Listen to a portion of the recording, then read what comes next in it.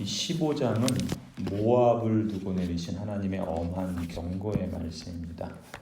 이 모압의 멸망이 하룻밤에 갑자기 닥칠 것이다 말씀합니다.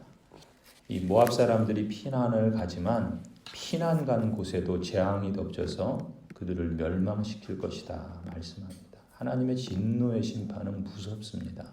하룻밤 사이에 어떤 일이 벌어질지 모르는 일입니다. 1절에서 4절에 언급되는 여러 지명들이 있죠. 이 지명들은 다 모압의 도시들입니다. 1절부터 4절까지는 모압의 지역의 북쪽에 있는 도시들을 말하는 거고 5절부터 8절까지는 모압의 남쪽에 있는 도시의 이름들입니다. 그런데 모압 사람들이 북쪽에서 남쪽으로 이동하는 것을 볼 수가 있어요. 그것은 다 이제 북쪽에서 남쪽으로 피난하는 겁니다. 그런데 피난하는 모압 사람들의 모습이 한 절 한 절을 보면 다 통곡하고 또 머리를 밀고 수염을 깎고 허리를 동이고 나 앉아 울고 통곡하고 볼에 눈물이 마를 날 없고 이렇게 참 비참한 그런 모습을 하게 될 것이다 라고 말씀하고 있습니다. 모압 사람들은 6절을 보면은 겨우 목을 축일 그럴 만한 셈에 이르렀지만 그 셈 역시 메마르고 폐허가 되어서 그 땅을 보면서 또 절망하게 될 것이고 또 이제 할 수 있는 게 아무것도 없어서 겨우 남겨진 재물 그거 챙겨가지고 버드나무 개울을 건너서 남쪽으로 계속 피난하는 것뿐이다 라고 그렇게 말을 하고 있습니다. 하나님께서 내리시는 이 비참한 심판 앞에서는 모압이 의지했던 신들이든 또 그들이 자랑하던 용사들이든 한결같이 다 속수무책이 될 것이라는 겁니다. 견고한 도시로 여겨졌던 디본이라는 성은 피의 도성 디몬으로 몰락해버릴 것이다. 통곡하고 부르짖고 곡하고 슬피우는 소리가 온 땅에 확산될 것이다. 땅이 신음하고 사람들은 곡하고 죽어나가는 일들이 여기저기서 벌어질 것이다. 이사야 선지자가 지금 그 모압의 멸망당할 모습을 보면서 선지자마저도 그 슬픔을 이렇게 표현합니다. 5절에 가련한 모압아 너를 보니 나의 마음까지 아프구다. 역사를 보면은 인생은 하룻밤에 망하기도 하고 또 하룻밤에 흥하기도 하는 것을 볼 수가 있습니다. 성경에도 그런 일들이 많이 있죠. 가령 바벨론 제국의 그 벨사살이라고 하는 왕은 귀족 1000명을 불러놓고 잔치를 베풉니다. 이런 잔치를 벌일 정도로 힘이 있고 또 그 제국의 힘이 보통이 아닌 것이죠. 이 벨사살 왕은 이제 유다를 점령하고 그 솔로몬 성전에 있던 그 제사에 사용하던 기구들, 금으로 만든 기구들 다 가져다가 그걸 가지고 술을 마시면서 잔치를 베풀고 자신들의 그 힘과 권력을 그렇게 자랑하는 그런 왕이었습니다. 그런데 다니엘을 통해서 뭐라고 말씀하는가? 그날 밤에 갈대아 왕, 곧 바벨론 왕 벨사살이 죽임을 당하고 메대 사람 다리오가 나라를 얻었다. 하루아침에 잔치하는 중에 하나님께서 그를 치신다라고 말씀하세요. 그래서 이 바벨론 제국은 하루아침에 멸망합니다. 그 위용을 자랑하던 제국이 하룻밤 사이에 메대에 의해서 멸망당한 역사를 우리는 성경을 통해서 볼 수 있습니다. 실제로 그것은 역사 속에서 벌어진 일이죠. 또 반면에 히스기야 왕 때, 이 이사야 선지자도 히스기야 왕 때 잠깐 사역을 하죠. 히스기야 왕 때 이 아수르 왕 사네립이 유다를 침공하지 않습니까? 지금 이제 이사야서 배경이 그런 것인데 그때 히스기야 왕, 그 아수르 왕이 그 유다를 어떻게 조롱합니까? 너희는 그 히스기야 왕의 말을 듣지 말라. 너희는 내게 항복하고 내게 나와라.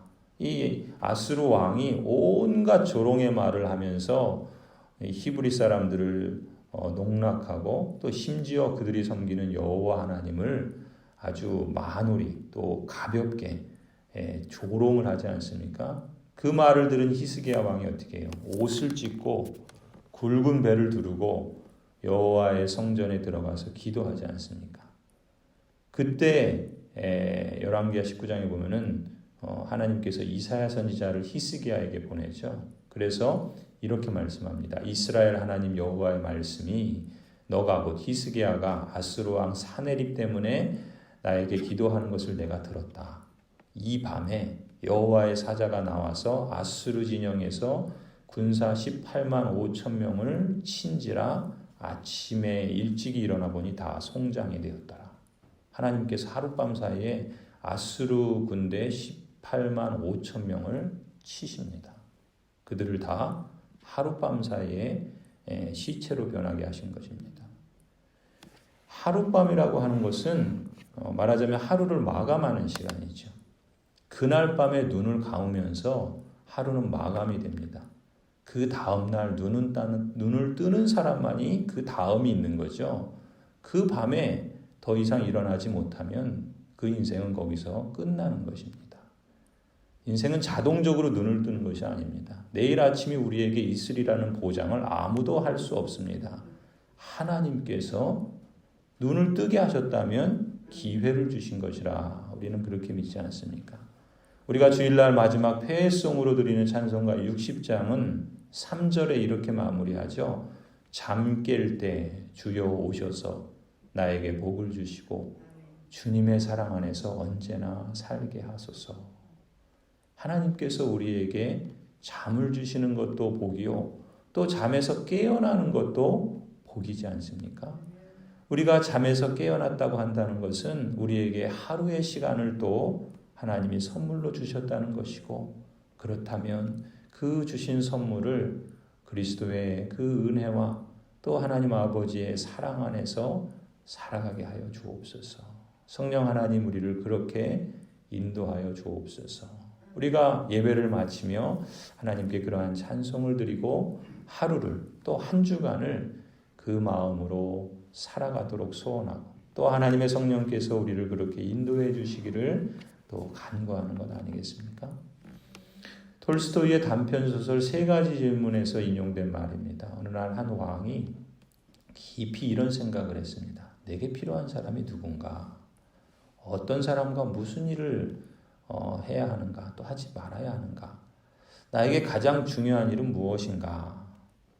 항상 이런 것을 알 수 있다면 얼마나 좋을까? 왕이 이런 생각을 한 겁니다. 그래서 이 왕은 무슨 일을 할 때 가장 좋은 때인가? 또 왕에게 가장 필요한 사람이 누구인가? 또 해야 할 가장 중요한 일이 무엇인가? 그 방법을 알려주는 사람에게 큰 상을 내리겠다고 온 나라에 선포를 했습니다. 그리고 이제 이야기가 이제 전개가 되는데 마지막 결론은 이거예요. 그 왕의 질문에 대해서 이제 한 스승이 그런 대답을 합니다. 세상에서 가장 중요한 때는 바로 지금 이 순간입니다. 가장 중요한 사람은 지금 당신과 함께 있는 사람입니다.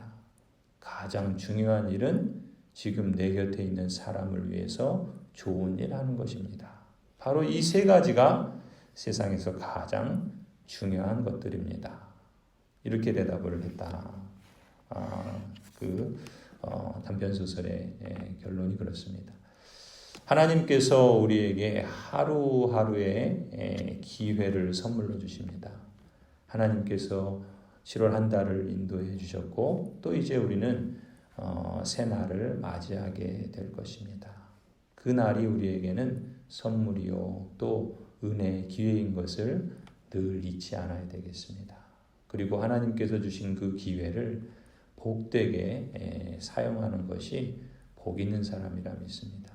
지난 한 달을 인도하신 하나님께 우리가 감사하는 이유도 우리를 지켜주신 것에 대해서 감사하고, 또 이제 오늘 하루 또 새날을 우리에게 열어주시는 그 하나님을 기대하면서, 하나님 오늘 나에게 주신 이 하루를 하나님께서 허락하신 가까이 있는 가족들, 또 허락하신 그리스도의 언약 백성의 공동체인 교회, 또 우리 교회가 이 땅에 존재하는 이 마을에 하나님의 은혜와 긍휼과 자비와 은총을 베풀어 주시옵소서. 오늘까지 인도하여 주신 것 감사하고 오늘 우리에게 삶의 기회를 주셨으니 우리가 하나님이 기뻐하시는 선한 일을 가족 가운데 또 일터에서 또 직장에서 학교에서 또 교회 공동체 가운데 또 성도들 서로 사이에 또 교회를 통하여 우리 이 마을에 하나님 기뻐하시는 선한 일을 찾고 또 그것을 이루어가게 하여 주옵소서. 우리에게 주신 그 라다의 사명, 우리도 잘 살고 남도 잘 살도록 그렇게 살아내는 그러한 삶이 되기를 원합니다. 성령 하나님, 오늘도 그러한 삶으로 우리를 이끌어 주시고 또 그런 마음을 우리 마음의 소원으로 주셨사오니 하나님께서 이루어 주실 뿐만 아니라 우리도 그 하나님의 일하심에 동참하는 복된 인생 여정되게 하여 주옵소서. 오늘이 그렇고 또 8월이 그렇고 또 남은 2020년도 그러한 삶이 되고 또 우리가 2023년 우리 교회 50주년이 되었을 때 그러한 하루하루가 쌓여져서 우리를 통해서 이 마을에 하나님의 선하신 그 하나님 나라의 역사들이 여러 모양으로 열매 맺게 하여 주옵소서. 우리가 이걸 기도하고 또 함께 또 이루어가고 또 하나님의 뜻을 구하고 또 하나님의 도우심을 구하며 또 날마다 그렇게 선한 능력 가운데 살아가는 저와 여러분 또 우리 교회가 되기를 주님의 이름으로 간절히 축원합니다. 기도하시겠습니다.